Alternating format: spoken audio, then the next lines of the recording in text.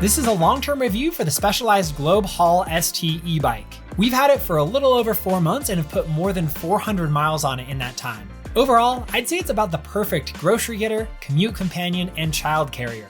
This video will talk about the setup, accessories, ride experience, and even a few shortcomings. After several months of considering a family e-bike, the Globe Haul caught our attention for a few reasons. First and foremost was the Specialized name. I've had a few Specialized road and mountain bikes over the years and have always really enjoyed the fit, finish, and most importantly, the support. We live in the Salt Lake Valley in Utah, and there are several awesome Specialized dealers within a bike's ride from our house. This was a huge factor in our purchase because other e-bike companies simply can't compare to the number of locations or the support network that Specialized offers. My wife and I also really just liked the look of the Haul.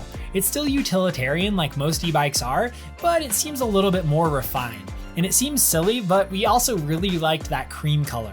And lastly, the price. While it's definitely not bargain basement, it actually seemed pretty competitive when you take into account it's a Specialized bike. When I was playing around with checkout options and I saw that we could get it for 0% Klarna financing over 3 years, that kind of pushed us over the edge. The bike arrived super fast, probably because we're pretty close to a Specialized distribution center. Overall, the assembly process was pretty straightforward and took about an hour. One caveat is that I'm fairly comfortable with bike maintenance, so someone who's less comfortable might have been intimidated by a few of the steps. Included with the bike are 2 simple torque wrenches and a pedal wrench. They're very basic, but they get the job done, and they're good to have around to recheck the torque every month or two. The instructional videos that explain the building process are really well produced and easy to follow, and definitely better than the written instructions. I opened those a couple of times, but generally relied on the videos. As I was flipping through some of those physical instructions, however, I did see mention of a second bike, a Specialized Globe Haul LT, which I can only assume stands for long tail. I mentioned that in case you're watching this video and you really want to carry a second kid or extra groceries. It seems like it's only a matter of time before a long-tail version of the Globe Haul is released. Specialized also released a Globe app, but honestly there's not a ton to say about it. It's a nice way to update the controller firmware, but aside from that, it doesn't do a whole lot else. I would really like it if there was some historical battery data, trip data, some of that stuff, but right now it seems about half-baked. The process of adding accessories was actually a little bit more annoying than building the bike itself. Not hard, but just finicky. At one point, I had a nut for the passenger handlebar get twisted around. Let's just say it was good that my kids weren't in the garage during that moment. It was also kind of annoying to have to remove the entire rear wheel in order to put in those passenger pegs, mostly just because of the bike's weight, but we'll talk more about weight in a second. As I mentioned, I installed that passenger kit, which includes the wheel cover, handlebar, seat, and pegs, as well as the front rack and pannier adapters. This put my all-in price a little over $3,400, including tax and delivery charge. That also included getting 2 free Cool Cave pannier bags as part of an intro promo, and getting 15% off my accessories. As of the publishing of this video, anyone can get 15% off accessories on the Specialized website.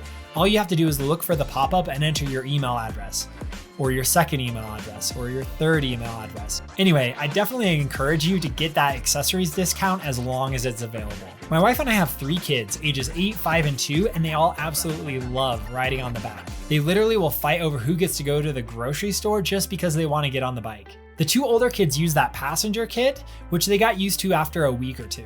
At first it was a little bit weird because they felt like they wanted their back supported, but once they got the hang of it, it hasn't been a problem. Our 2-year-old rides using a Burley Dash child carrier, which attaches right to the rear rack. One quick note is that the included rear rack is compatible with MIK HD, which basically means it should be easy to slide on and off accessories like a child carrier. I won't go into all of the details, but basically it doesn't really seem like there are a lot of child carriers compatible with MIK HD, and definitely I couldn't find any available in the US. All of this is to say, you probably just want to go with a Burley or Thule rack-mounted seat. One big selling point of the Haul is that it accommodates riders of different heights, and that's definitely proven to be true. My wife is 5'4", I'm 6'1", and it handles both of us really well. One small complaint is that it requires adjusting the seat post in 2 different places in order to adjust the height, which is not a big deal, it's just a little annoying. Okay, onto the ride quality of the bike, which is where I would say the Globe Haul ST definitely shines. I can't speak to every e-bike in the market, but I can say that it's just really fun to ride. The motor power is great, and it's programmed to give this little extra boost when you're stopped at a stoplight or you need to make your way up a hill. I'm a pretty avid cyclist, and I keep the power turned to 3 out of 5, but if I have a kid on the back or a heavy grocery load, maybe I'll go to 4 or 5 to make my way up a hill. Given my weight, our location, the hills in our area, all those other factors, we get a little over 40 miles per charge, which is pretty good for our needs. That means we basically recharge it a couple times a week. A small detail that we really appreciated is that hardwired headlight and tail light. It might seem like a small thing, but it's nice to have the reassurance of that safety feature turn on automatically whenever you turn on the bike. The headlight can be adjusted with different patterns and brightnesses, while the taillight is just solid red. I think it might be nice to have a blinking option in the rear, but not a big deal. Okay, onto the main downside of the Globe Haul, which is definitely the weight. It's pretty heavy. You don't really feel it when you're actually riding it, but let's just say toting it around a busy commuter train is not my favorite pastime. I probably wouldn't recommend this bike if you live in a walk-up without an elevator, because I wouldn't want to carry it up and down stairs every day. Now, I know that weight is all about trade-offs, and I'm not sure that I would really go for a lighter bike that had less cargo capacity.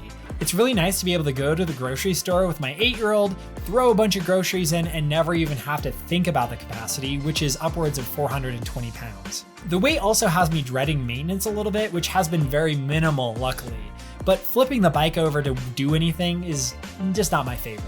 To counteract the weight, however, the included disc brakes are super responsive, and you always feel really in control even when you have to stop pretty quickly. One other trade-off is a lack of suspension. Specialized included these big Cushy tires, which you can run at a really low PSI in order to provide a lot of shock absorption. Generally, this works well enough, though I will say our city streets are especially bad this year after the historic amount of snow we received over the winter. When I'm riding with my 2 older kids, I always call out bump when I see an especially big one coming, just to make sure they're holding on tight and prepared. As a side note, the center mount stand is super awesome and much better than Usual Kickstands, though you definitely hear it when you hit a pothole. The Globe Haul ST is marketed as a tool to avoid car trips, and I would definitely say it lives up to its mission. It's really the perfect vehicle for a quick milk run, to pick up a kid from dance class, or to close the 5-mile gap between my home and the train station.